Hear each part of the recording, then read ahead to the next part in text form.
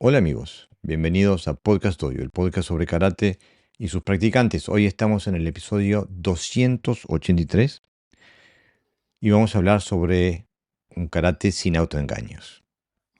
¿Pones a prueba tu karate?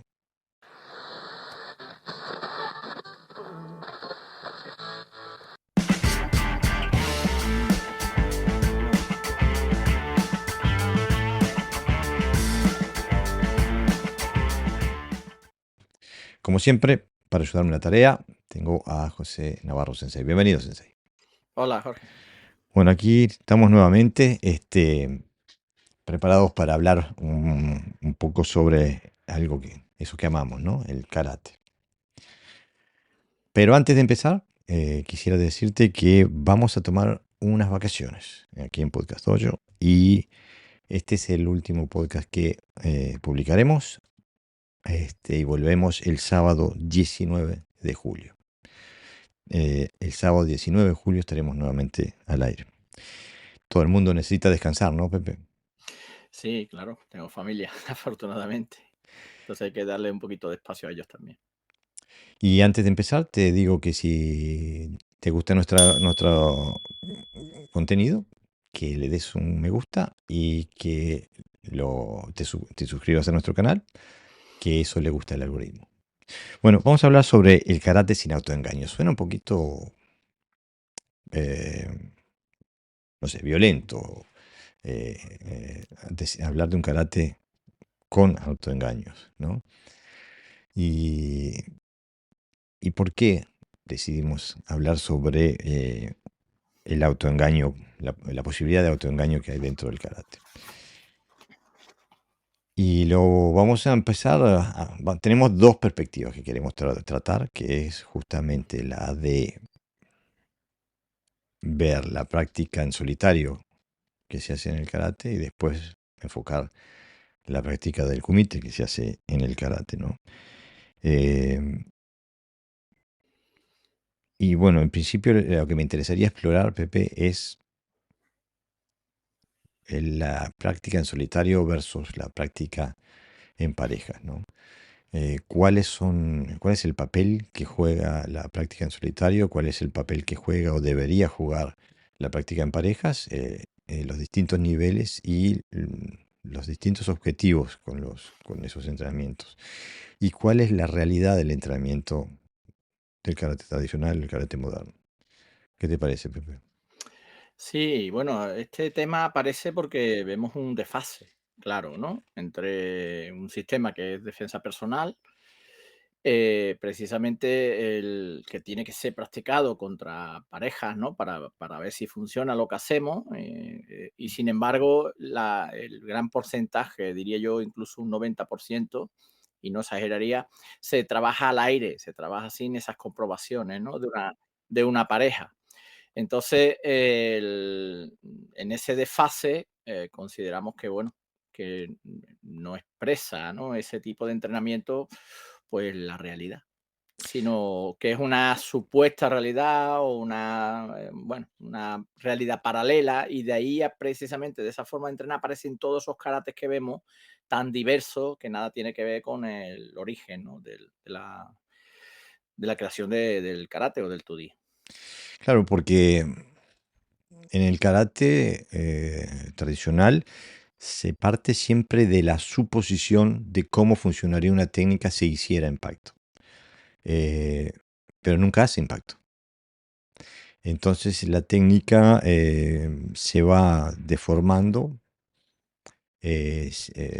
para parecer que hace impacto sin hacer impacto, ¿no? Eso pasa tanto en el kumite del Kihon, Ippon kumite, Sanbon kumite, etc.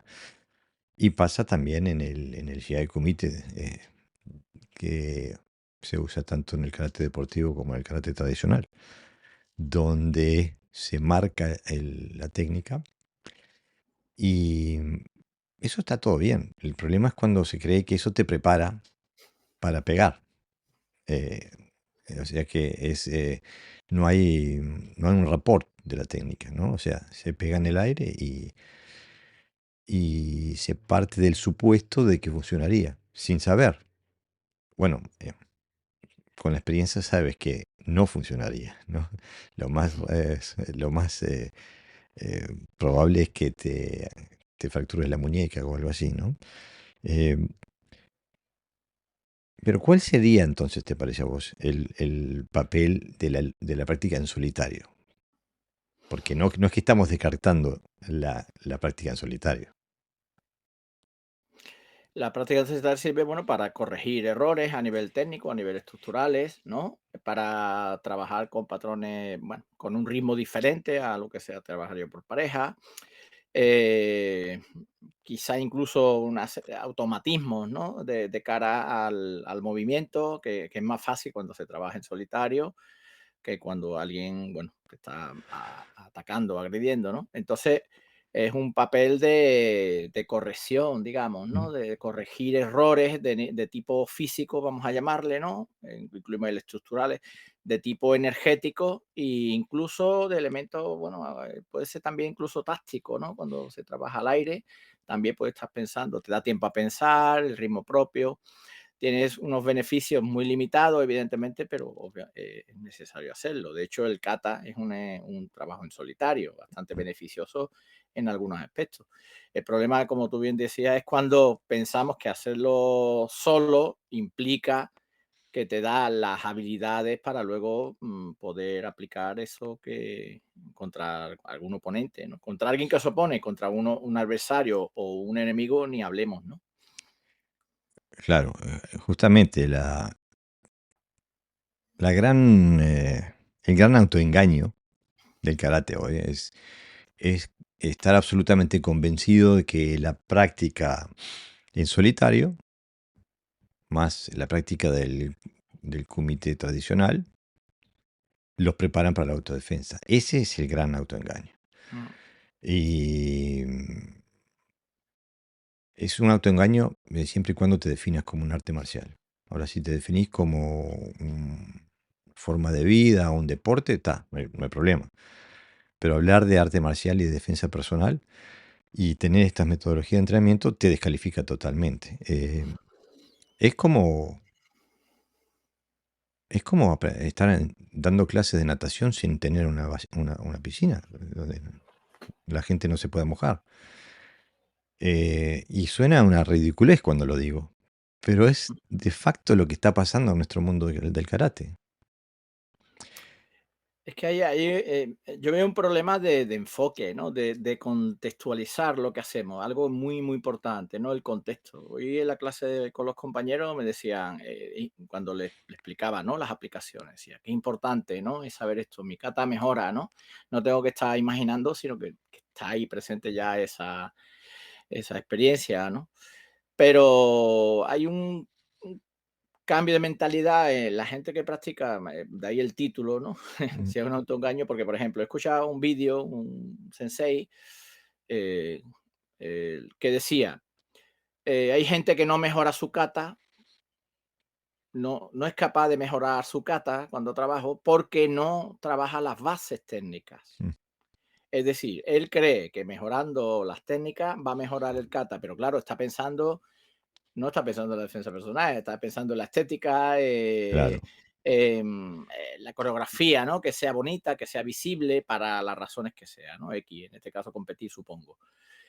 Sin embargo, nuestra forma de pensar es diferente. El kata no se mejora si no comprendes para qué sirve cada cosa que haces, ¿no? Entonces, cuando a alguien no le mejora el kata y trabaja la técnica básica, luego lo que hace es embellecer el kata, ¿no? Siempre embellecer entre comillas. Pero claro, el concepto de mejoras que tenemos desde el karate funcional es precisamente que el kata te sirva para combatir, no que sea bonito. Entonces, claro, si tú tienes esa idea de la práctica, pues lo que ocurre es que crea una metodología alrededor para que favorezca ese tipo de ideas, ¿no? Dentro del karate.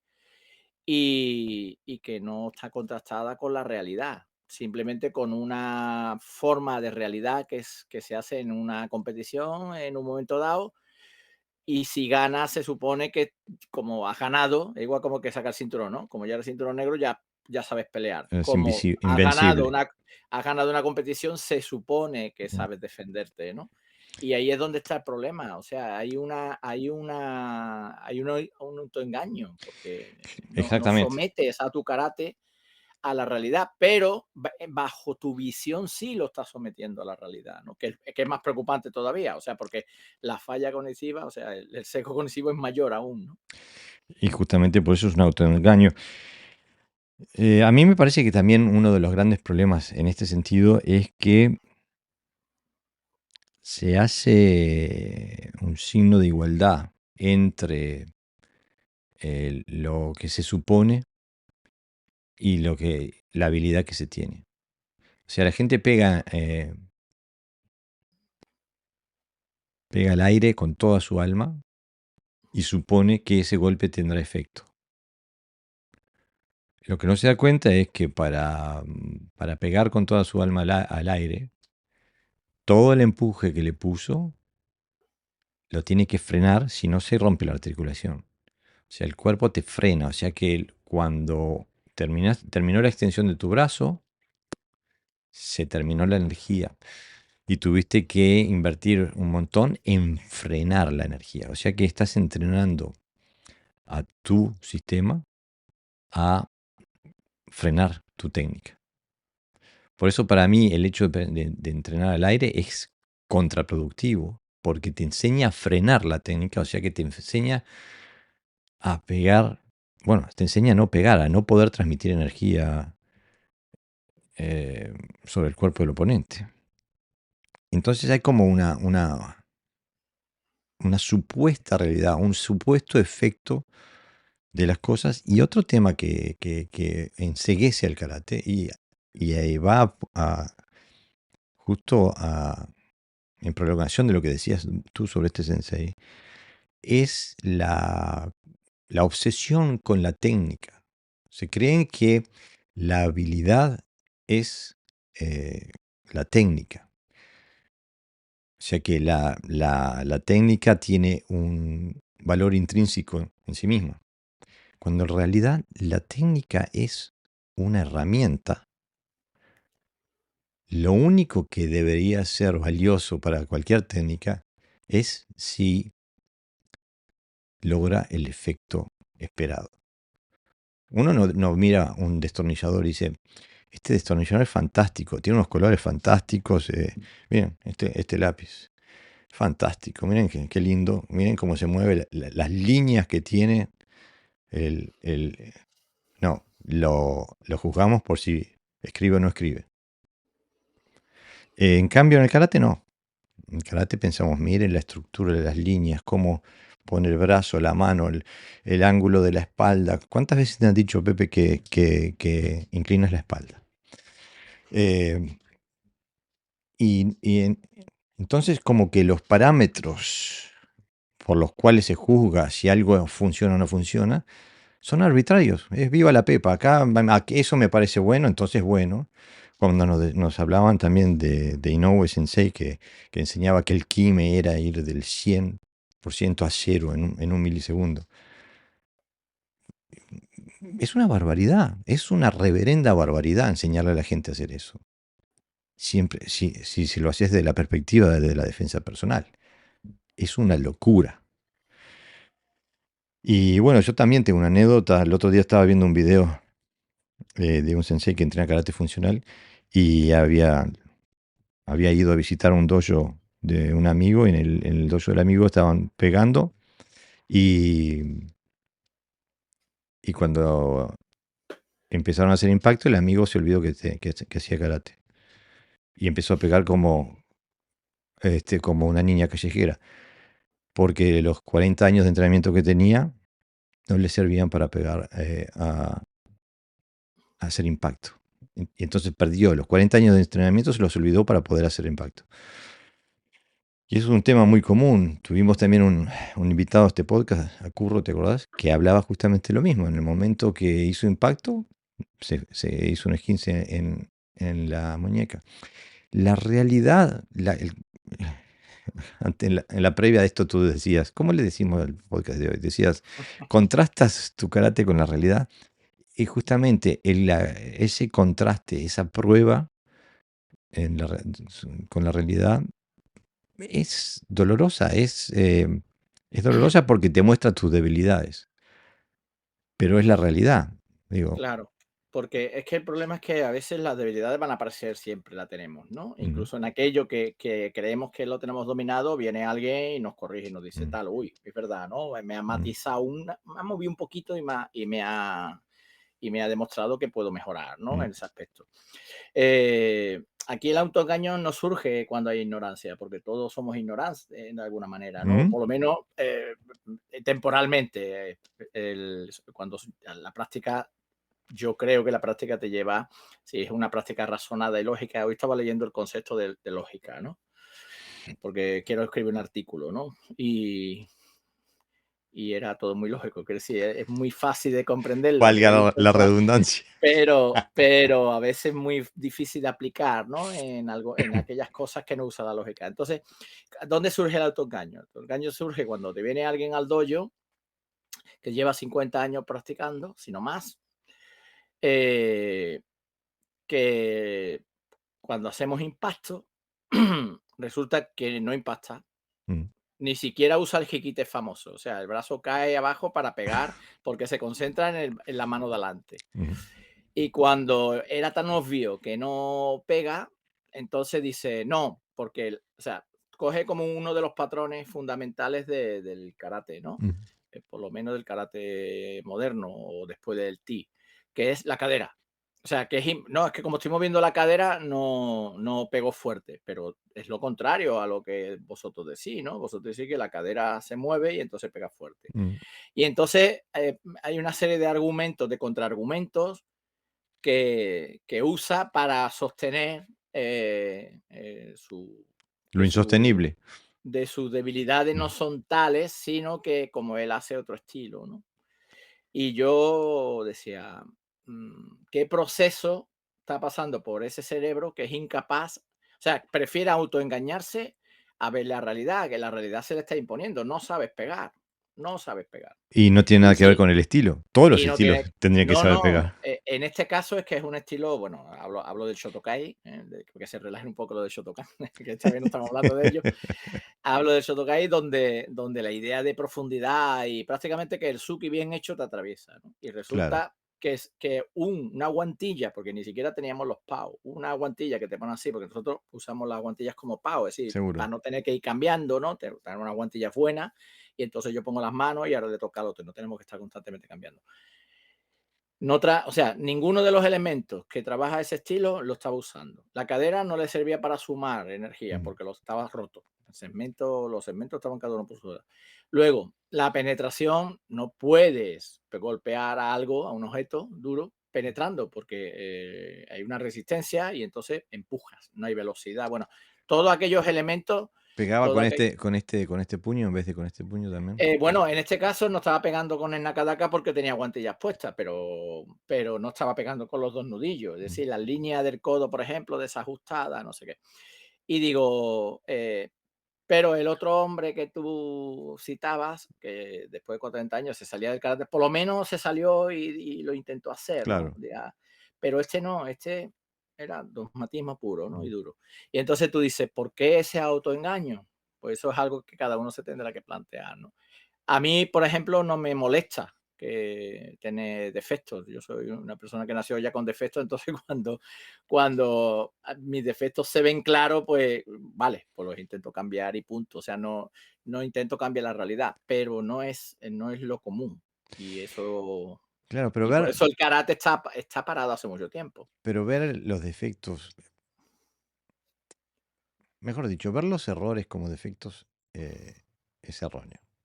Yo, por ejemplo, a mí me encanta hacer todo tipo de ejercicios en pareja, desde el Inshu Shintai, el Kakie, hasta el sparring y eso, pero mi metodología siempre cuando descubro un error, intento provocar a mi compañero de entrenamiento para que cree nuevamente esa misma situación, para que yo pueda reprogramar mis patrones de reacción. Entonces, eso en vez de haber sido un defecto, un error, fue simplemente una, una expansión de mi conciencia en donde estaba ciega mi conciencia. Tenía un lapso que no lo veía.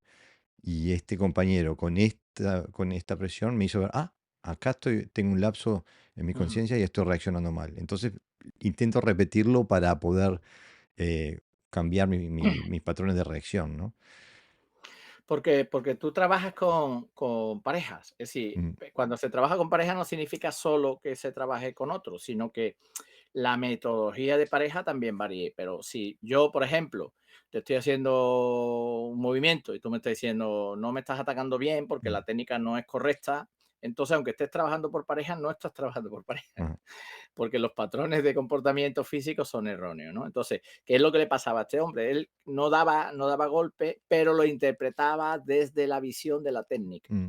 La Cuando técnica, siempre. la técnica, ¿no? Entonces,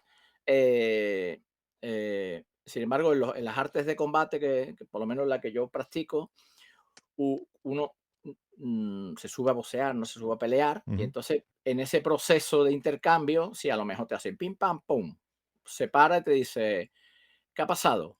Una vez la distancia, no te has cubierto, mm. has atacado descoordinado, has atacado descubriéndote, se analiza y ya sabe que cuando te bajes vas a tener que practicar eso Claro, para justamente. corregirte. Pero nadie se pone en el ring, no, pero mi técnica ha sido perfecta porque yo tenía el brazo extendido, si le llega a dar, lo tumbo. Si Y, le llega y a dar.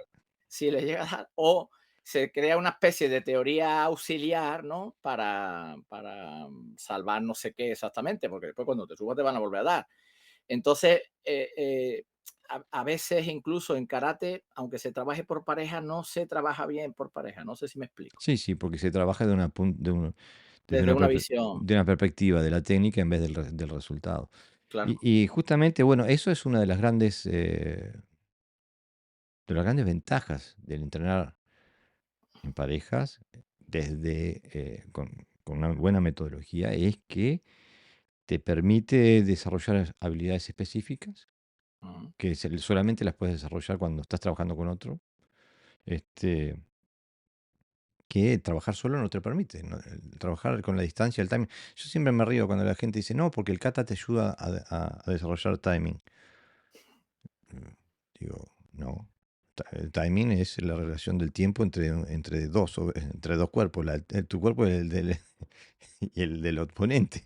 Este, si no hay eso, no hay timing. Habrá coordinación interna, todo lo que quieras, pero timing, y el timing lo puedes aprender o lo puedes desarrollar o entrenar solamente en relación con otro. Porque el timing también está mal interpretado, Jorge, lo interpretas desde una sola técnica. O Claro. sea, si tú me lanzas y yo me logro anticipar o quitar, entonces eso es timing. Pero recordemos que nadie te va a atacar una vez y ya no te va a volver a atacar, te va a atacar varias veces. Con lo cual, el timing tiene que ser un timing vivo, ¿no? Y eso no te lo da ni el kata ni te lo da en los ejercicios de Quijón al aire, te lo da pues los ejercicios por pareja, ¿no? Porque te va cambiando los timings. Entonces tú controlas el timing cuando eres capaz de adaptarte, ¿no? A los Claro, diferentes tiempos y salvarte, ¿no? pero eso nos lleva al siguiente punto de por qué trabajar en parejas es superior al trabajar en solitario. Y es que justamente entrenando en parejas con una metodología funcional, donde estés trabajando en situaciones tácticas, eh, donde estés trabajando tengas un entrenamiento situacional.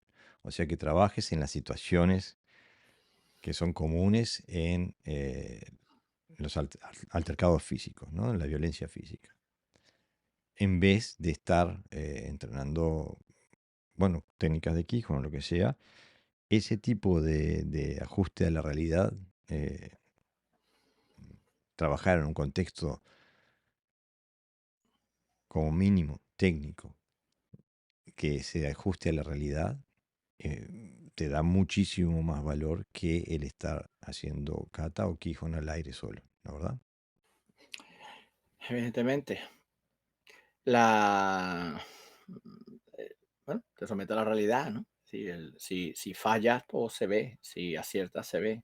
Si tus técnicas favoritas que haces al aire perfectas te salen, pues bueno, bien, y si a lo mejor no te salen tanto, ¿no? Es decir, te somete evidentemente a una realidad, te da, como decíamos en el punto anterior, que no lo hemos terminado de desarrollar, te da autoconocimiento de tus posibilidades porque estás trabajando, bueno, con conceptos reales. Aquí o sabes nadar o no sabes nadar. Es que aquí no hay término medio, ¿no?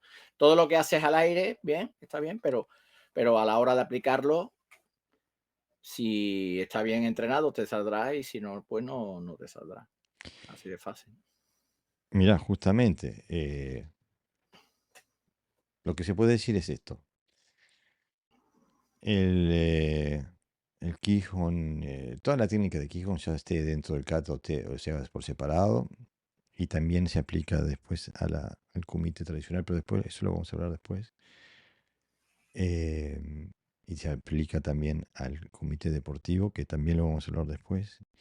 La gran diferencia, que es en prolongación de lo que acabas de decir, está entre la dicotomía es esta. ¿Es un karate subjetivo o un karate objetivo? El karate tradicional y el karate deportivo, por definición, es un karate subjetivo. Todo pasa por lo que otra persona vea, otra persona le dé puntos o por lo que yo creo que pasaría si mi técnica hiciera impacto. Eso es subjetivo. Ahora, en un karate funcional, donde la función dicta la calidad de la técnica hizo impacto y hizo buen impacto, buena técnica. Hizo mal impacto, mala técnica. O sea que es objetivo. Eh, es fácil de ver. No hay discusión si me pegaste o no me pegaste. Digo, si me pegaste, me pegaste. No hay. Digo, no voy a decir, no, porque tu codo. No, no. Y ese es el gran tema, ¿no? Ahora también nos convendría hablar porque nos exige la realidad, nos exige que hablemos también de las formas tradicionales de kumite. Que vamos desde el Kihon kumite, al Ippon kumite, al Sanbon kumite, Gohon kumite, Yakusoku kumite, Jiyu kumite. Y cuando hablo de Jiyu kumite, estoy hablando casi que del kumite de la WKF, porque por más que no hagan ese kumite, hacen ese kumite. Cuando uno lo ve de afuera, es el mismo kumite. Es el mismo, conceptualmente lo mismo, es hacer técnicas sin que hagan impacto. Después se le puede hacer el karate Sí, tradicional de y Nishiyama, o se le puede decir... basado en unas reglas donde muchas técnicas no valen. O sea, ni siquiera las técnicas que se Ah, hacen está pasando. Nosotros tenemos un ejercicio que le decimos, bueno, yo lo traduzco como juega sucio. Así me de broma, vamos a jugar sucio, no sé qué. Pero es simplemente eh, por ejemplo, imagínate, pues tú vas a hacer solo brazos y yo voy a hacer solo piernas, ¿no? Ujú, Entonces, parece raro, pero con las piernas son muy difíciles de defender cuando está bien hecha frente a alguien que va a pegarte de verdad, ¿eh? ujú, Que sí, bueno, a pegarte de verdad, entendemos a contacto, no a puntuarte, ¿no?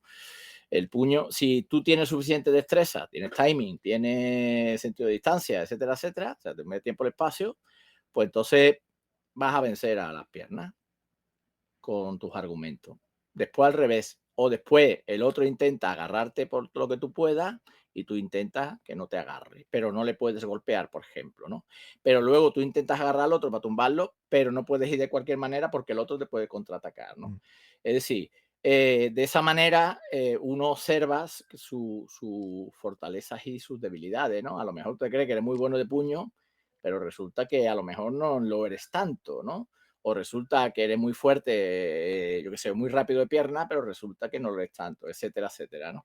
Entonces, son prácticas muy educativas para el que lo realiza o los que lo realizan, porque primero te saca un poco de lo que es el intercambio del kumite, tal como está establecido en ujú. las competiciones.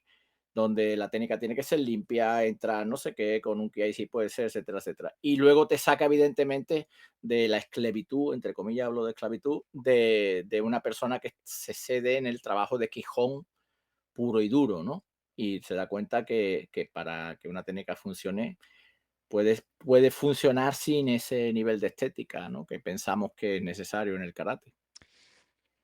Es que ese tipo de trabajos, digo, a mí me gusta mucho ese tipo de trabajos donde yo digo que es una realidad compartimentalizada, o sea que se agarran elementos de la realidad donde se tiene libertad total, pero no se deja toda la realidad a la vez. Y ese tipo de entrenamiento, esos métodos de entrenamiento, lo que tienen de bueno es que te permiten ir con toda en un espectro limitado, para que no ocurran lesiones y eso, ¿no? Pero te permite una libertad de acción eh, Mm, total en un espectro limitado. Y bueno, el karateca normal le cuesta mucho imaginarse lo que es, yo qué sé, lo que es estar eh, defendiéndote de alguien que te quiere tirar, por ejemplo. Eh, es muy difícil, es muy difícil. O defendiéndote de alguien que te tiró. ujú, eh, Porque como nosotros, el karate tradicional se define como que golpea, patea y bloquea, y lo que hacemos en los dojos es golpear, patear y bloquear.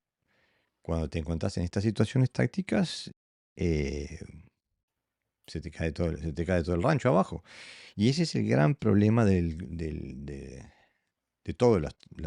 todas las modalidades de kumite que hay en el karate moderno, que no tienen realismo situacional. No preparan al practicante para las situaciones de defensa personal que les pueden ocurrir.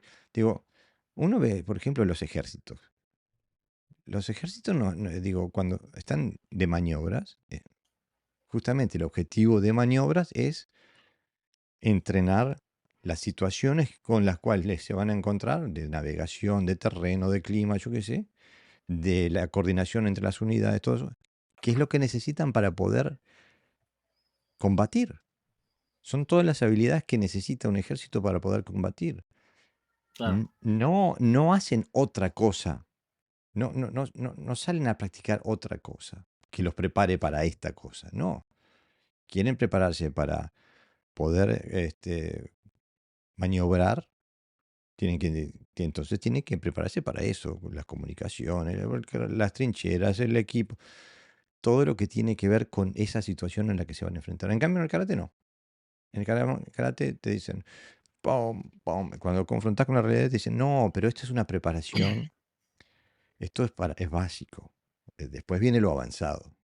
Pero el problema es cuando ves a los décimos danes haciendo lo mismo que hacía el cinturón blanco. Digo, ¿cuándo trascendes? ¿Cuántas décadas de entrenamiento necesitas antes de empezar a hacer lo que tendrías que haber empezado a hacer casi que desde el principio? Trabajar de forma seria, desde una perspectiva técnica, pero también desde una perspectiva táctica. Que ese es uno de los grandes problemas que tenemos nosotros dos con el carácter de ahora, Pepe, es que nosotros no supeditamos la técnica a algo intrínseco, la supeditamos a la función. Un martillo tiene que poder golpear y un destornillador tiene que poder atornillar, digo, es así. Y también otra cosa que va en prolongación de esto es la miopía táctica. En el karate no se habla nunca de táctica, ni se sabe lo que es táctica. Yo recuerdo que de estar durante la pandemia en una conferencia internacional con 40 karatecas y tuve que explicar lo que es táctica. Y el más chiquito tenía octavo dan. Digo, no entiendo cómo se puede trabajar.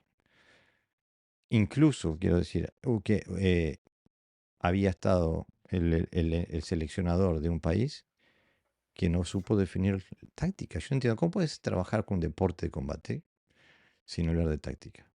sin comprender lo que es la táctica, los elementos tácticos. Yo no entiendo cómo se puede hablar de arte marcial sin saber lo que es la táctica y la estrategia. Pero en el karate no se habla de táctica, por lo tanto no se desarrollan los conceptos tácticos, no se desarrollan entrenamientos que te permitan identificar factores tácticos y cómo utilizarlos. En cambio, vos estoy seguro que del boxeo estás cansado de trabajar con este tipo de cosas, que son específicas del boxeo. La defensa personal tiene otros elementos tácticos diferentes, pero los dos trabajan con elementos tácticos.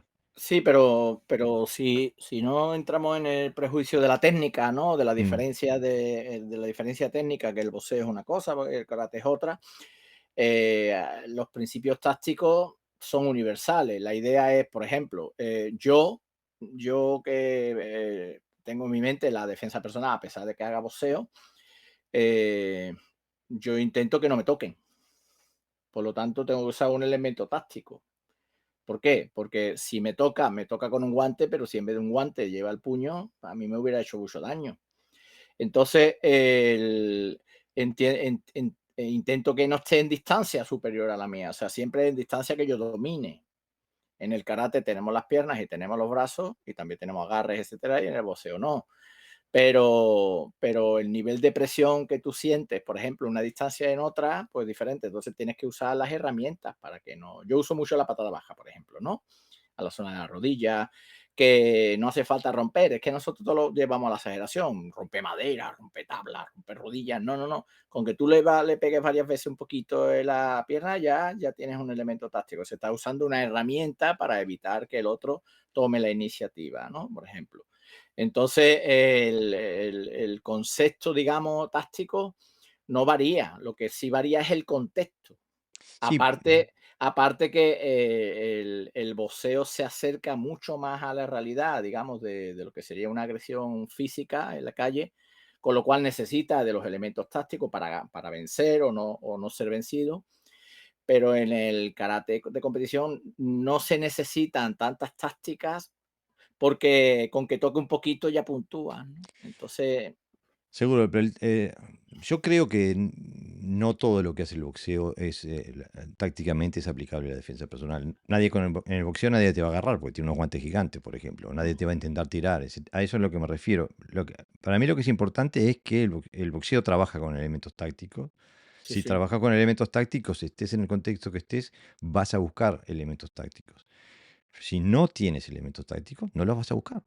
Entonces digo, eh, me parece que la defensa personal tiene un set más amplio, por eso es tan difícil defenderse, ¿no? Porque, como vos decías, tenés que tener hay una serie de elementos tácticos en cuanto a la percusión con puños, después otros a la percusión con las piernas, después están al forcejeo, las proyecciones, las estrangulaciones, y después están las que están mezclados, donde estás agarrado y te están pegando, digo, es todo muy, muy, muy, muy vasto. Claro, y además tienes que tener la capacidad suficiente como para adaptarte y ser flexible a los cambios que se producen en un combate, ¿no? Que son constantes. Que son constantes, que puede ser que estás agarrado, ahora te empuje y te quiere pegar, ¿no? Y ahora Mm, tienes que cambiar los mecanismos y la información que te llega a nivel subconsciente, que se trabaja poco, si de la mm, táctica se trabaja mm. poco, imagínate de, eso, de esos La elementos, percepción, sí. de la percepción, ¿no?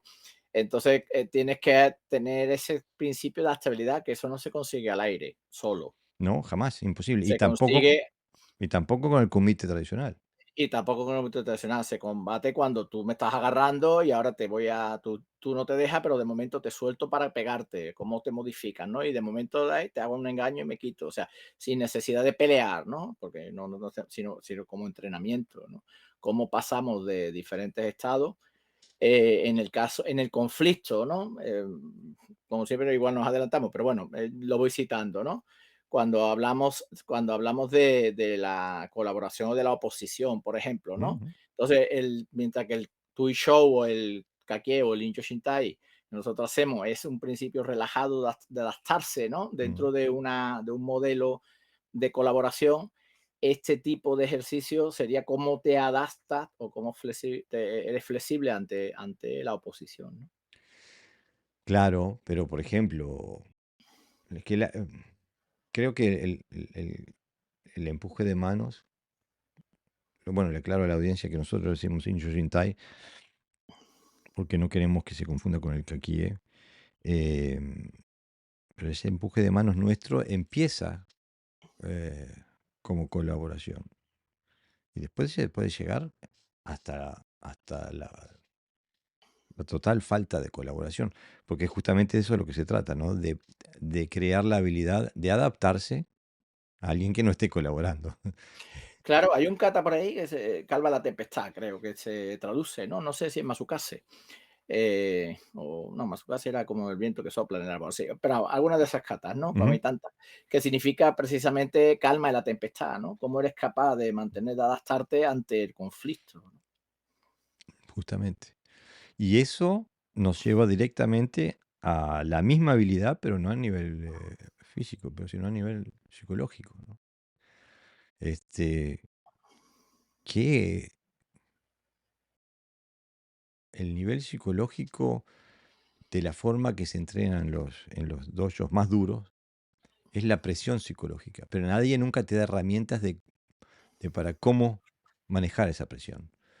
Eh, te ponen bajo presión, pero no te dicen cómo hacer para soportarla o cómo hacer para llevarla. Simplemente te dan presión bajo el paradigma de que o aguanta o se rompe. Y si se rompe no sirve para el karate y si aguanta no hay que hacer otra cosa. En cambio, digo, por ejemplo, la psicología deportiva está muchísimo más avanzada y pueden ayudar a los atletas a performar de forma muy superior de acuerdo a las herramientas psicológicas que les han dado. Eh, en el karate no se hace en absoluto un trabajo psicológico o emocional o como se le quiera decir, lo cual tampoco te prepara para la violencia real, ¿no? Este, que es un tema que nunca se toca y que es importante también tenerlo, ¿no? Pero aparte también, desde el punto de vista técnico, estamos siempre atados a esa falta de realismo en el aspecto técnico. Entrenamos un set de técnicas que no son las correspondientes en una situación táctica, en una situación real. Eh, el Suki con Hikite, esas líneas rectas, largas, eh, no se ajustan a la realidad. Porque en la realidad estás agarrando y pegando, te están agarrando y cuando vos estás pegando. Te están cabeceando, te están mordiendo, te están intentando derribar, haciéndote una sacada, yo qué sé, pisándote, golpeándote con una rodilla. Todo pasa a la vez casi.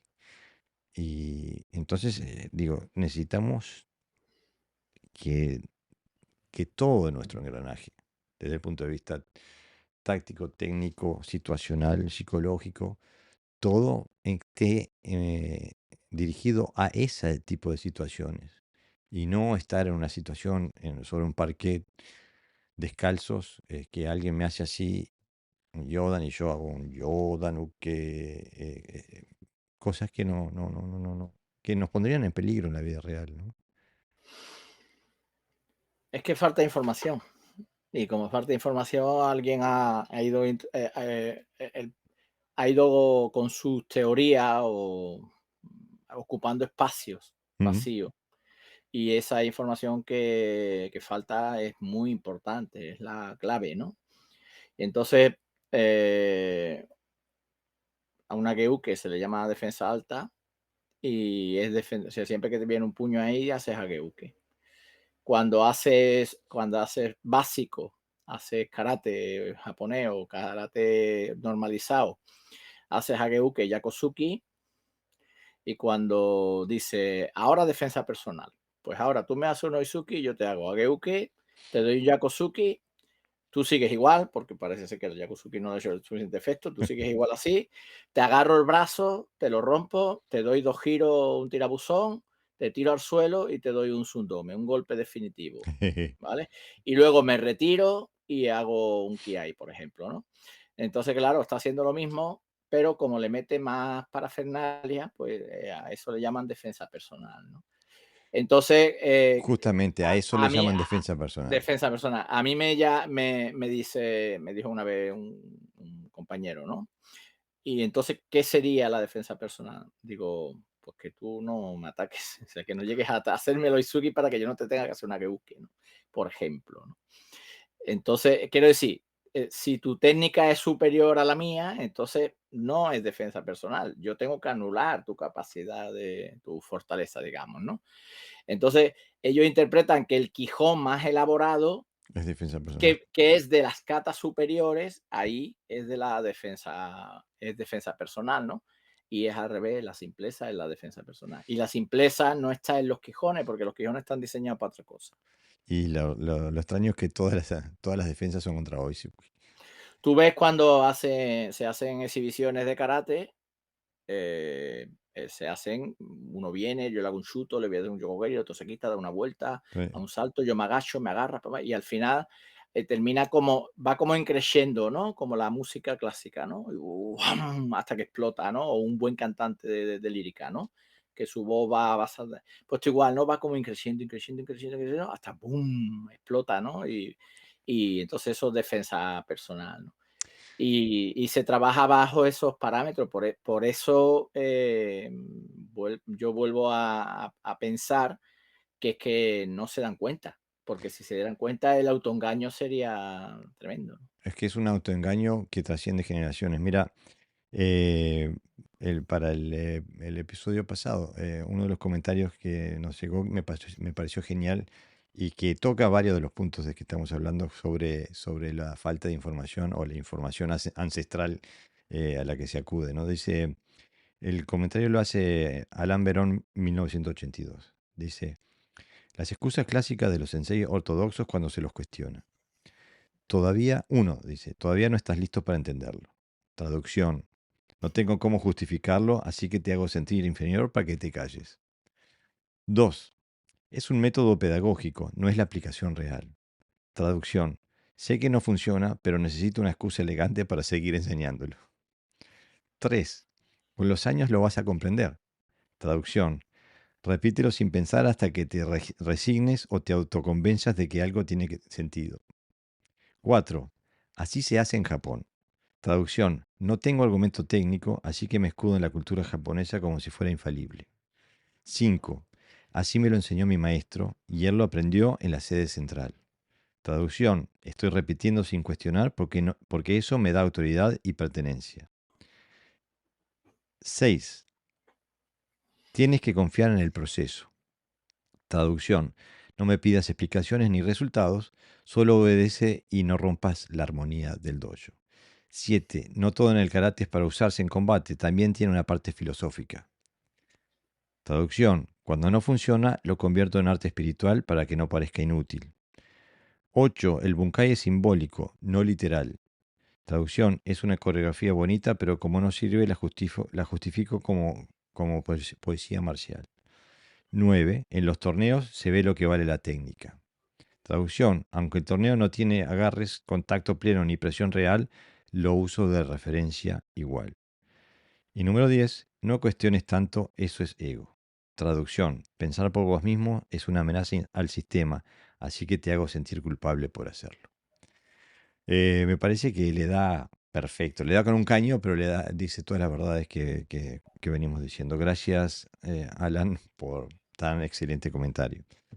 Este, y eso resume la cultura muchas veces del karate de hoy, que impide al salirse de esa horma. Si no, bueno, todo el mundo estaría haciendo un karate funcional. Pero otro de los temas concretos que tiene el karate tradicional es justamente un tema que lo hemos hablado varias veces, es de la inefectividad de las técnicas defensivas, ¿no? O sea, que habla de técnicas defensivas cuando las que te enseñan son realmente inaplicables e inefectivas. Digo, si alguien te tira un golpe, un puñetazo a la cara y tú reaccionas haciendo así, te van a quebrar 5 costillas un milisegundo después, porque va a ser pam pam, el 1 2 que es la técnica más fácil y más efectiva de todas, y te noquearon o te quebraron una costilla, digo. Y igual sigue el autoengaño de que eso realmente es una defensa, ¿no? Eh, y que dependen, cuando uno ve el Bunkai, dependen absolutamente de la cooperación y de la bondad del atacante, ¿no, Pepe? Evidentemente, porque es un Quijón, no es una técnica defensiva. Claro. Y entonces, si fuera una técnica defensiva, no dependería mucho de la habilidad del otro, sino de tu destreza. Entonces, por la forma, la estructura, los tiempos, los ritmos, la táctica, todos aquellos elementos que vemos que faltan, pues solo puede ser defendida en el contexto del Quijón. Yo te ataco un Oizuki, pum, te ataco un Tesui, pum, y hago esto, ¿no? Y ahí se queda, ¿eh? Ahí se queda. Una defensa es pasar una agresión, bueno, o sea, de un estado de inferioridad aparente a un estado de superioridad, ¿no? Claro. Cuando tú eres capaz de pasar de estar prácticamente invadido a invadir, entonces sí se puede considerar que sea una defensa efectiva. Si acabas metiéndote gol, la defensa no es muy buena, por mucho que tú le llames defensa. Entonces, el concepto es lo que falta. De nuevo volvemos a la técnica. Como no sé lo que es y no es el ataque clásico que todo el mundo conoce, que son los puñetazos y las patadas, por lo tanto tiene que ser una defensa. Y bueno, y la otra cara de la moneda que hace que el autoengaño sea total es que esas defensas inoperantes se usan contra ataques inexistentes. Entonces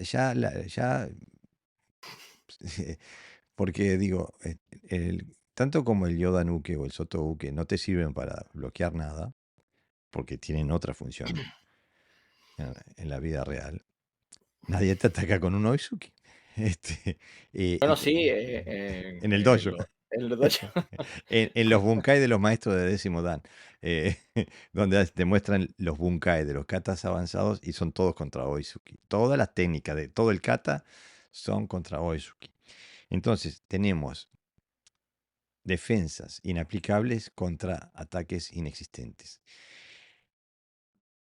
Necesitamos una revisión del karate. Digo, necesitamos una profunda revisión del karate ya, hoy, porque como el arte de Matsumura o de Motobu, de esta gente que ponía la carne en el asador, que sabían lo que hacían porque lo probaban, porque lo habían probado mil y una vez en la práctica, cómo ha devenido en un sistema que entrena defensas inaplicables contra ataques inexistentes. Eh, y creo que el gran tema, que es lo que el otro día en Facebook estaba hablando intercambiando ideas o opiniones con otro sensei y le decía que justamente la razón por la cual yo no pertenecía a una organización que me planteara estándares técnicos es justamente porque esos estándares técnicos siempre están divorciados de la realidad. Entonces no voy a dejar que nadie me marque el paso en una dirección que yo sé que es horrorosamente estúpida. O sea, es una posición que te aleja de la realidad. Y hacerlo porque no sabes mejor, está. Pero hacerlo con los ojos abiertos, eso sí es estupidez. Y no me considero estúpido. Este, y bueno, es el mismo argumento de siempre, Pepe. A vos te ha pasado 10.000 veces que te dicen, no, me encanta eso, pero no puedo hacerlo en el examen porque la federación esto, la federación lo otro. o se sale del estilo, o no es Ya, karate. pero eso no es karate, eso es dejar el karate en un segundo o tercer lugar, o sea, Claro. no tiene, está mal planteado los exámenes desde ese punto de vista, los grados son arbitrarios, depende de qué federación viene, de qué asociación viene o de qué maestro viene, Ah, ¿no? O incluso de qué estilo. He visto a gente Supendeport que hace un estilo diferente al del tribunal, ¿no? Entonces es arbitrario. Esto tiene que ser como la universidad, que tú presentas un trabajo mm, y que haya gente capacitada para entender lo que tú le estás presentando, que sea una especie de tesina, ¿no? Donde yo digo, mira, te voy a mostrar mi karate y no sé qué, y los otros, sí, dirán, no, pero eso hay una parte libre que se hace, sí, pero no, no estoy hablando de eso, estoy hablando de comprensión, de que tú aportes algo, ¿no? A la, bueno, a la materia, ¿no? No, no que copies una cata y pegue, ¿no? Mira, pues yo voy a hacer la misma cata que hizo tal maestro. No, no, tú tienes que presentar algo más desde el nivel de comprensión. Lo que pasa que es que los que examinan están metidos, digamos, en la misma burbuja, ¿no? Entonces, los exámenes son como requisitos para sacar cinturones. Eso no, no son los exámenes de karate, sobre todo los grados altos, no se fundamentan en que en la búsqueda del karate y de mejorar el karate, mm, ¿no? A través de estudios. Se fundamenta en ganar estatus. claro. Y entonces, claro, no importa mucho, ¿no? Porque me decía un compañero, dice, hoy el grado da igual, porque en la organización que yo estoy, ni siquiera suspende entero. Por ejemplo, si haces bien la cata, considera que haces bien la cata la prueba. Y a lo mejor Quijón te queda. Ahora, el próximo, pues hacer Quijón, lo que te han dicho que haga y apruebas, ¿no? O sea, no, no se basan en las habilidades. ¿Cómo que el cata sí y el Quijón no? Eso, ¿qué parámetros son esos de...? Es como decir, la frase está bien hecha, pero la letra A tienes que mejorar, tienes que hacerla más redondita. O sea, no tiene ningún sentido, pero para ellos sí. Pero eso es endémico. Mm. Y es endémico incluso está como que ha penetrado la percepción social del karate, lo que la sociedad espera de nosotros. Eh, yo tuve examen en mi dojo la semana pasada y boché al 50%. Me dice, pero no puede ser, cómo puedo haber perdido el examen?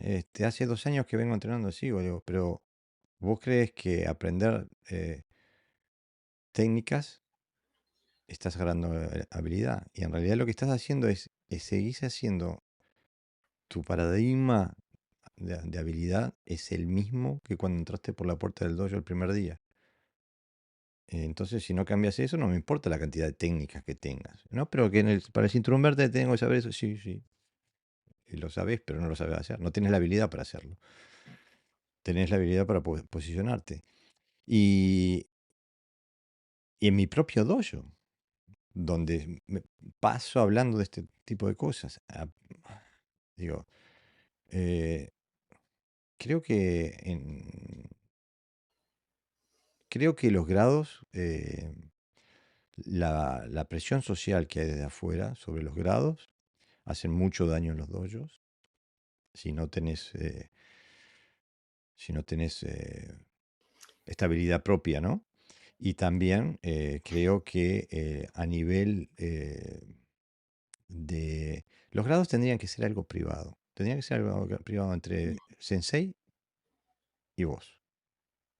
Pero hay mucha gente que tampoco le gusta eso, ¿eh, Jorge? Porque yo he dado grados así y no le han dado valor. Es que no me ha examinado, no sé qué, no sé cuánto, no me ha puesto, tú sabes, el examen Mm, como algo que yo estoy, como un tribunal, ¿no? sí. Cuando lo estoy viendo todos los días, ¿no? Pero, por ejemplo, antiguamente había espacios particulares, por ejemplo, una universidad era un espacio propio, ¿no? De Mm, conocimiento. A hoy día la gente va a sacar títulos, no claro. busca el conocimiento. Los dojos estaban un poco separados. Yo he vivido esa parte donde uno en el dojo se sentía como un mundo aparte, Mm, ¿no? Donde tú tenías que mejorar y practicar. Hoy día los espacios particulares se han perdido. El concepto de sociedad ha invadido todos los espacios. ¿Qué mm, ocurre? Que te viene un chavalín porque resulta que no coordina, dice la madre que está gordito y no mm, coordina, y al mes y medio de estar apuntado ya te está diciendo que cuando lo vas a examinar, ¿no? mm, O sea, que el principal motivo por el que le apuntó, o sea, que ya puede seguir siendo gordito mm. y descoordinando, pero que tiene que tener su cinturón, ¿no? Entonces, también es una labor nuestra personal, ¿no? Por eso te digo.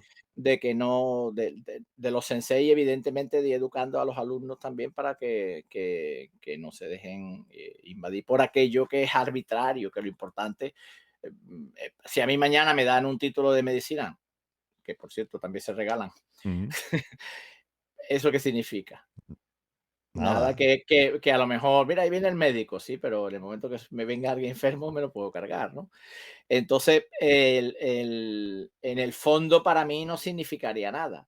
Pues el karate pasa lo mismo. A mí me han venido al dojo antiguos compañeros, en este caso una compañera. Hombre, José, que hace tiempo que no nos vemos, ¿qué tal? Dice tú, y dice, me dio el saludo, ¿no? Porque es Mm. muy simpática, e inmediatamente, ¿tú sabes qué es el quinto dan? ¿Y qué quiere? ¿Te hacemos una fiesta? No sé, pues echamos una alfombra para que pase, que no entiendo. Es lo que Le tenés que decir, no se te nota. no, porque me cae bien, pero mi parte, si llega, si no, sí, la crujo. Entonces, bueno, aparece, ella lo mismo lo vio, ¿no? Cuando empezó a practicar con nosotros, o sea, ejercicios básicos de desplazamiento, pues no le salían, ¿no? Claro. Entonces, pero al final la realidad cuenta, ¿no? Pero, pero verá, que sí que es una mentalidad que aparece más, ¿no? O sea, eso lo hemos hablado un montón de veces cuando te preguntan, aquí hay un grupo que se llama, bueno, no lo voy a nombrar porque el nombre es un poco ordinario, pero que dice, ¿de quién eres, no? Y el otro de Marujita, ¿no? Se decía, ¿no? Dice, entonces aquí igual, ¿no? ¿De quién eres? ¿Qué grado tienes? ¿No? En qué organización estás? Si respondes a esas tres preguntas, eres legal, eres serio porque va con un maestro y además el conocimiento del maestro se supone que también lo adquieres por mimetismo, ¿no? Ujú. Y nosotros en el carácter funcional no decimos ni qué grado tienes, sino decimos, a ver tu kata, Sí, muéstranos movete. tus habilidades, muévete, ¿no? Sí. Entonces el orden de valores ha cambiado y es aceptado porque hay mucha gente necesitada de grados, de títulos. Date cuenta que el ser profesor de karate para mucha gente es una oportunidad laboral, pero también de estatus, ¿no? De una persona. Cuando yo recuerdo un compañero que, que la primera vez que le dijeron sensei fue, oh, soy un sensei, ¿no? Tenía unas necesidades personales, ¿no? Una persona con poca cultura, muy de segunda línea, o sea, poco visible, ¿no? Y de momento me empieza a dar clases y le llaman sensei, claro, para él eso es, bueno, más importante que el propio karate. Y eso también influye a la hora de dar pasos para cambiar, claro, porque tú no pierdes dos alumnos porque has cambiado de karate, que pierdes muchas veces lo que él cree que es, ¿no? La esencia de lo que es a nivel social. Justamente, justamente. Y digo, eso es, no tiene nada que ver con el karate. Y realmente digo, yo por eso nunca digo, a no ser que me pregunten directamente qué edad tenés, nunca ando diciéndole, Yo le digo de broma, entre blanco y décimo dan. claro, claro. El Este, que tú quieras, ¿tú qué ves? ¿No? ¿Tú qué ves ahí? no tiene nada que ver, ¿no? Bueno, Pepe, llegamos al fin de la jornada.